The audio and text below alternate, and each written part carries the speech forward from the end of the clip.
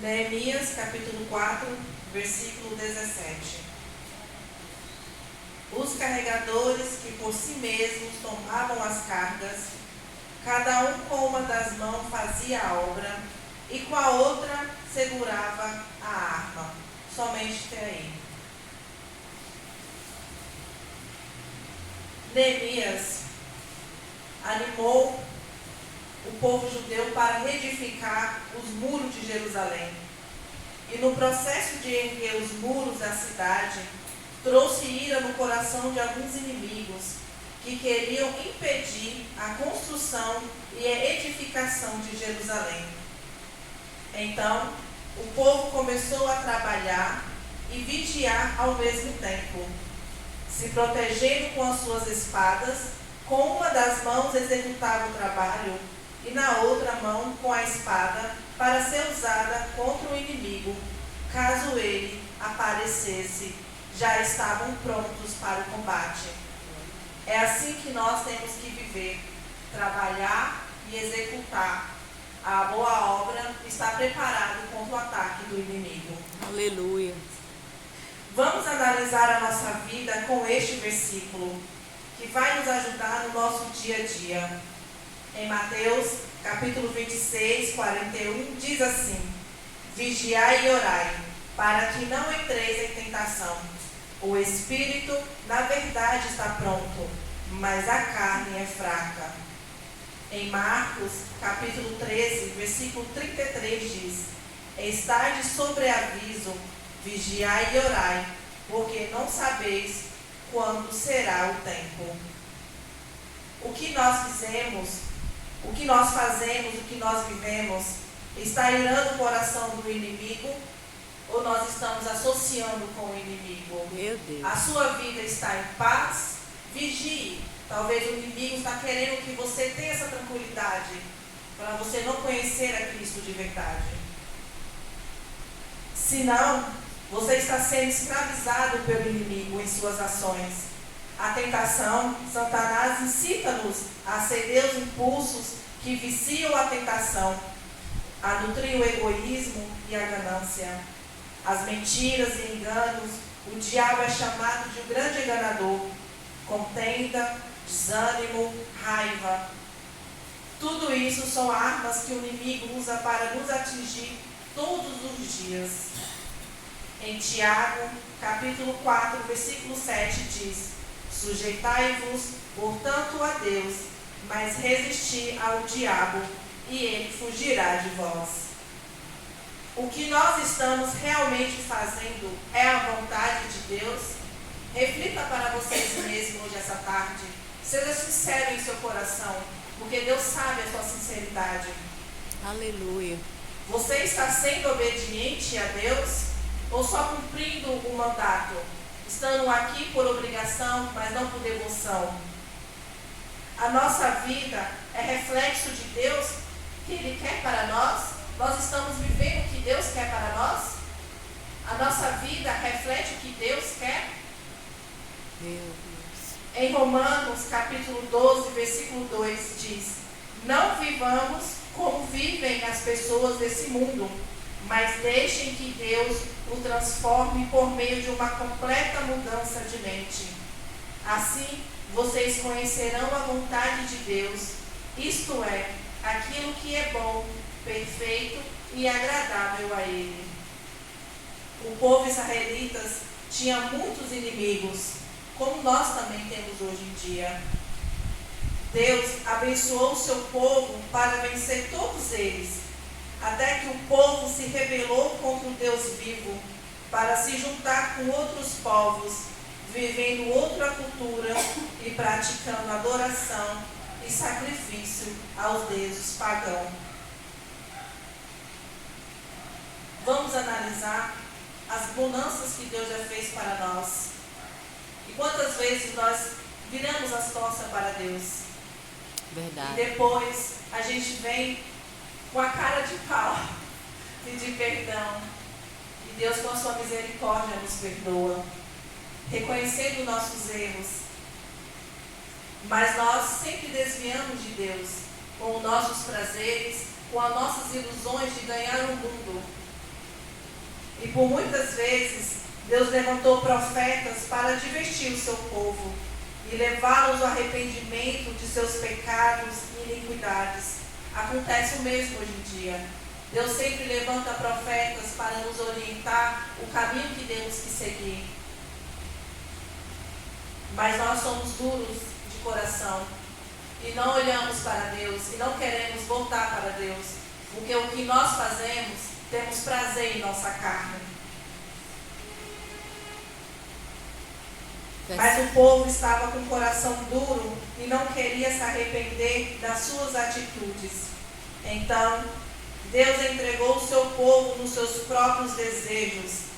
E nisto, o povo judeu, que eram livres, se tornaram escravos de povos de culturas estranhas, fazendo eles de escravos em terras distantes, até o povo cair em si e lembrarem de como Deus cuidava deles e o abençoavam. Então, o povo judeu se arrependiam dos seus pecados e iniquidades e voltava para os caminhos e estatutos do Senhor. Mas o nosso Deus, Ele é justo.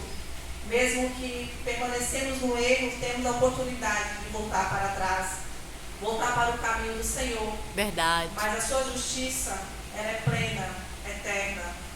Tudo que nós fizemos de errado vai ter consequências. Mesmo que você aceitou a Cristo, você vai ter que assumir as consequências do seu passado, das suas atitudes do passado. O Deus vivo, com a sua imensa misericórdia e amor, aceitava e perdoava o seu povo.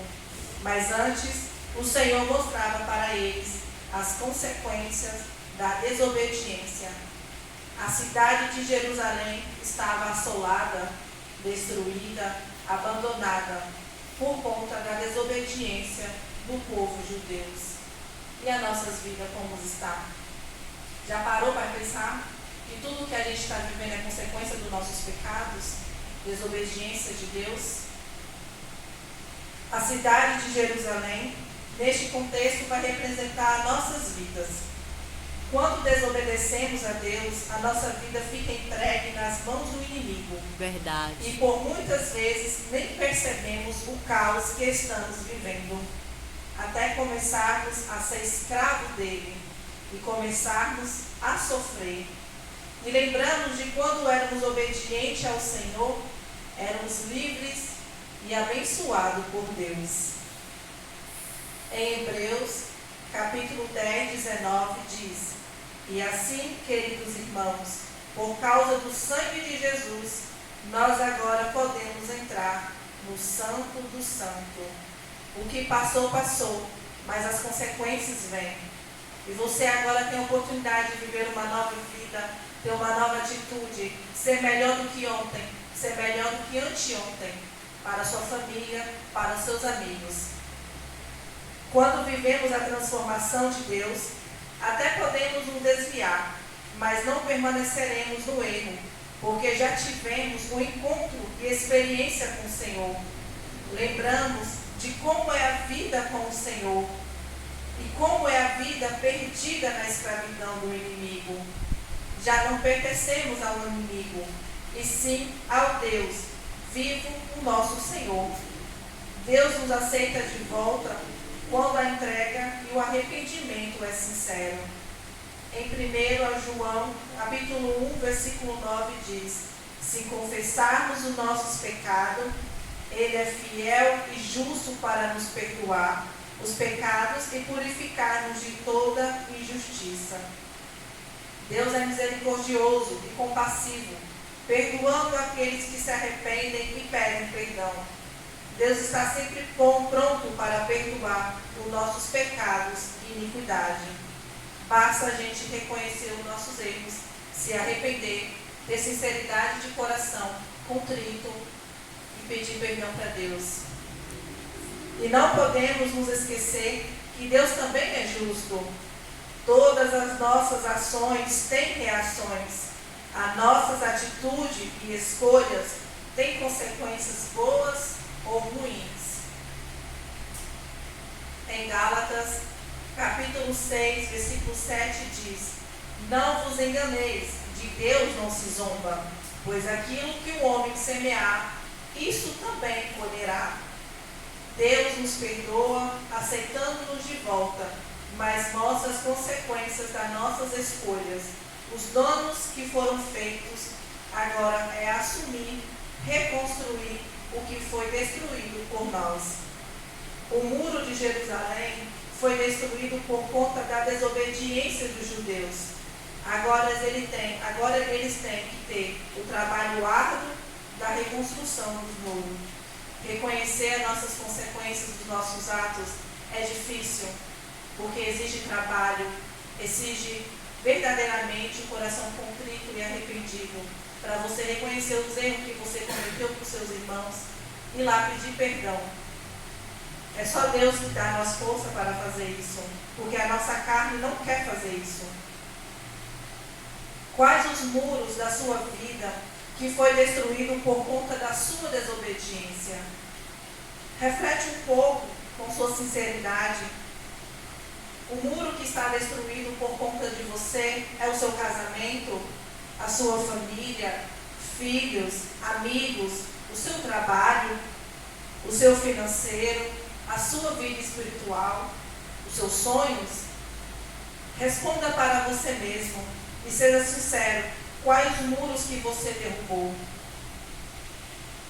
Todas as vezes que queremos transformar, amar, cuidar, reerguer, restaurar algo em nossas vidas, pode ter a certeza que vai aparecer um inimigo para tentar nos impedir de continuar o trabalho, tentando nos paralisar com as suas ameaças.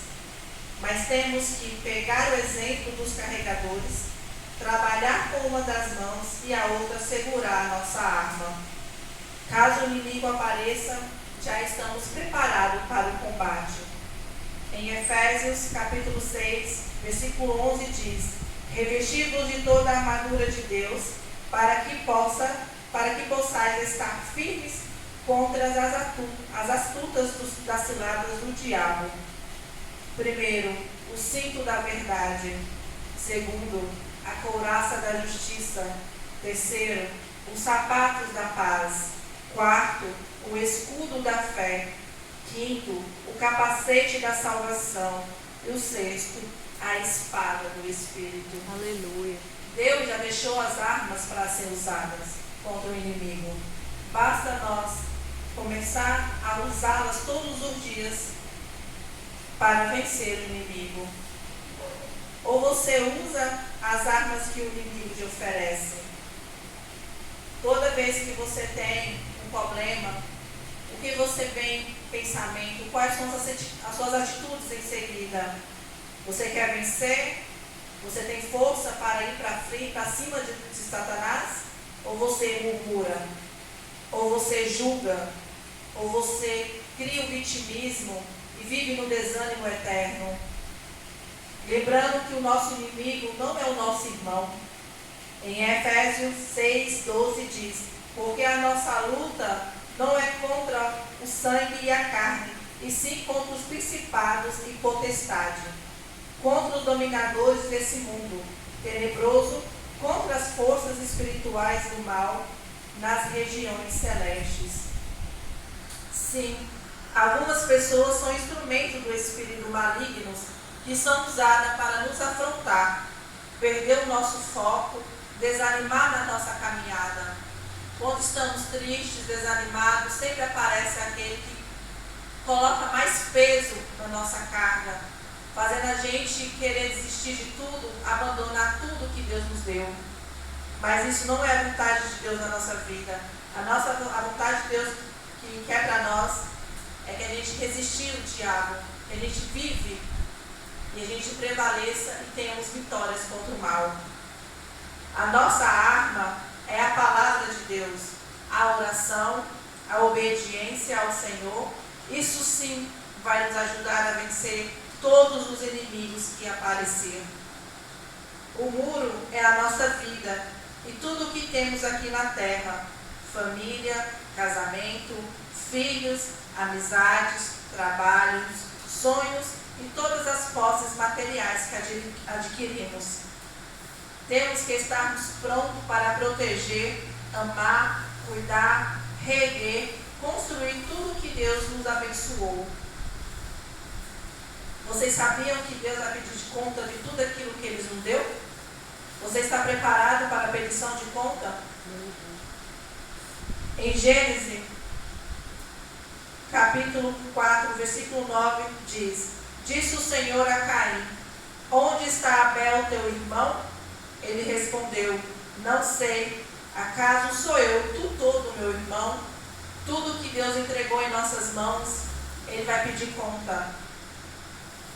O que fizemos é a nossa responsabilidade de cuidar ou negligenciar tudo. Olha a responsabilidade que Deus nos deu. Prestaremos conta da nossa família, do nosso casamento, filhos, amigos. Deus te deu tudo isso. O que Deus te deu, você está cuidando ou matando? Em Mateus, capítulo 22, 39, diz: O segundo é semelhante a este: amarás o teu próximo como a ti mesmo.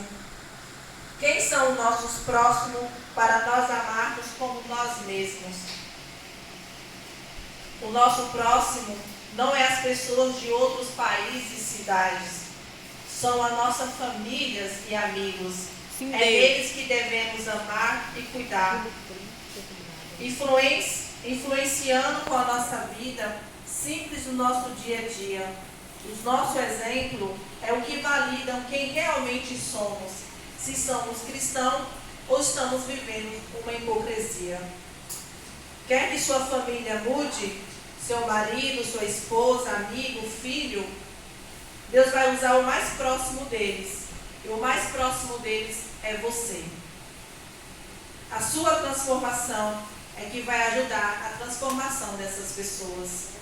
Você é o exemplo. Você é o espelho de Deus. Tudo que você tem que fazer tem que refletir nas atitudes de Jesus. E quem você acha que Deus vai usar para esta missão? Você. É claro que é você. É você que vai. Você é o próximo mais próximo deles. É você que convive com eles. É você que está vendo eles. É você que está vivenciando ao lado deles e vendo a reação, as atitudes dele. Se te incomoda e você fala: meu Deus, por que não aparece alguém para falar uma palavra para essa pessoa, para ela ver se cai em si e mude de atitude? Não, meu querido. Deus não vai trazer uma pessoa de outro país, de outra cidade para fazer isso. É a sua missão. É amar o teu próximo. O próximo, o mais próximo desta pessoa é você. É a sua vida que irá aproximar eles de Deus ou afastá-los de Deus. É por isso que temos que vigiar com nossas atitudes e escolha, porque o que fazemos vai refletir no outro, seja a sua decisão boa ou ruim. Faça uma autoanálise em você mesmo. Em 1 Pedro 5,8 diz: sejam sóbrios e vigilantes. O inimigo de vocês, o diabo, anda em derredor, como um leão que ruge, procurando alguém para devorar. Como treinar para vencer esse combate? Buscando conhecimento na palavra de Deus, sendo obediente, mantendo um relacionamento com Deus. Em Hebreus, capítulo 10, 23 diz: guardem firme a confissão da esperança, sem vacilar, pois quem fez a promessa é fiel. Em João 8,32 diz: e conhecereis a verdade, e a verdade vos libertará. Você está preparado para a petição de contas de Deus? O que você, eu, estamos fazendo para essas pessoas? Estamos sendo um canal de bênção para eles? Ou estamos sendo muros impedindo eles de conhecer a Deus? São as nossas atitudes que revelam quem realmente somos. Os desafios da vida são diários. Vai ter momentos que vamos desanimar, ficarmos aflitos, mas Jesus disse em João, capítulo 16, 33, tenho-vos dito isso, para que em mim tenhais paz. No mundo tereis aflições, mas tende bom ânimo, eu venci o mundo. Em Atos 14, 22, Paulo disse, fortalecendo a alma dos discípulos, exortando-os a permanecer firmes na fé, mostrando que através de muitas tribulações nos importa entrar no reino de Deus. Sem dúvida, a maior vida que há para se viver é a vida cristã. Por quê? Porque Deus tira uma vida que era vazia, sem objetivo, e o pior de tudo, dirigida a um certo julgamento, dá uma reviravolta nela e a transforma.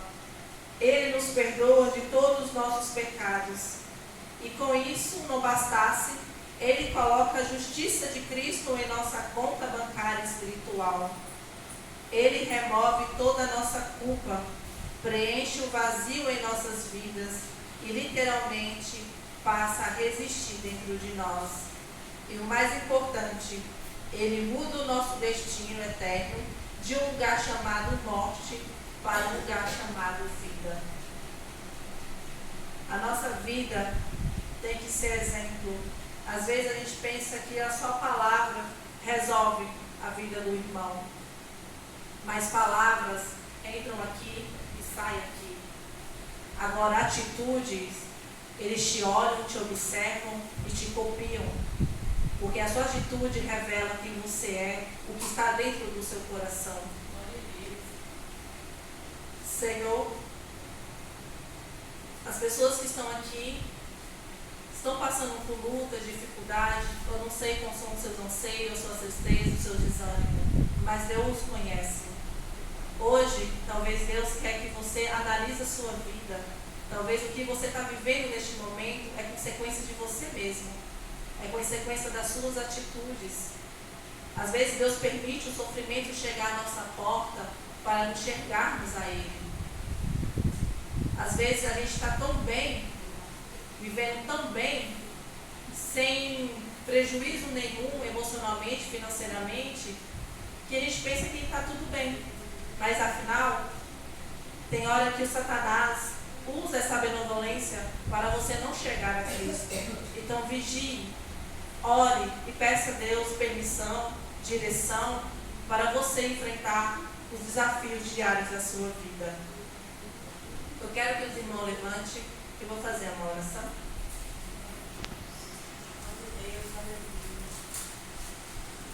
Senhor meu Deus amado, nos ensina a viver a nossa fé segundo a Tua vontade, mesmo que as adversidades tente nos impedir de enxergar a Ti, ó Pai. Não nos deixa desanimar e nem entristecer pelas circunstâncias e dificuldades que viemos sofrer, mas que possamos ser fortalecidos pela Tua presença em nós. Em nome de Jesus Cristo, oramos e te pedimos que essa palavra entre no seu coração, que ela mexe com você e que mude as suas atitudes a partir de hoje. Eu agradeço ao Senhor pela minha oportunidade de estar aqui. Muito obrigada.